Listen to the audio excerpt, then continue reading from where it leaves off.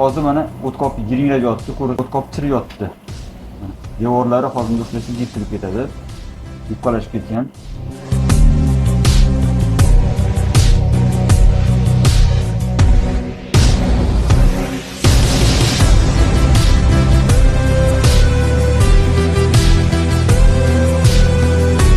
Devorlarimiz o't tosh kasalligi bo'lsa, o'tkopni oldirish kerakmi, yo'qmi, operatsiyadan kechiktirsam bo'ladimi degan savollarni berishadi. Mana bitta misol, bemorimizda o'tkop tosh borligini 3-4 yildan beri bilganlar. Bir necha marta pristup bo'lgan, lekin kelmaganlar operatsiyaga. Mana hozir mana o'tkop yiringlab yotdi, ko'rasizlar, yiring. O'tkop chirib yotdi. Devorlari hozir ushlasiz yirtilib ketadi. Yupqalashib ketgan. Bemorimizga ichki og'riq bilan keldilar. Mana hozir bemorimizni o'zi o'tkopini shunda oladigan bo'lsak, 20 minutda bitiradigan bo'lsak, hozir mana 1 soatdan beri sinamoqmiz. Bizga ham qiyin, bemorimizga ham qiyin.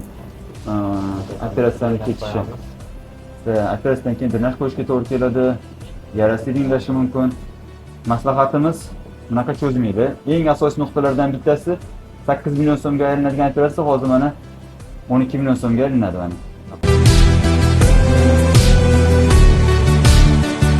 Assalomu alaykum hurmatli kuzatuvchilar. Mana navbatdagi amaliyotimizni tugatib oldik. Amaliyotimiz o'tkir toshli gangrenoz, ya'ni chirigan o'tkop bilan amaliyot bo'ldi. Amaliyotimiz muvaffaqiyatli yakunlandi. O'tkopida tosh bo'lgan bemorlarga tavsiyamiz: tosh aniqlanadigan bo'lsa, vaqtida bunaqa kechiktirib, o'tkopni chiritib, assortlanishigacha olib bormanglar. Vaqtida oldiringlar, shunda bizga ham oson bo'ladi, bemorlarga ham oson bo'ladi o'tkopidan qutulish, operatsiya o'tkazish. Kuzatib boringlar.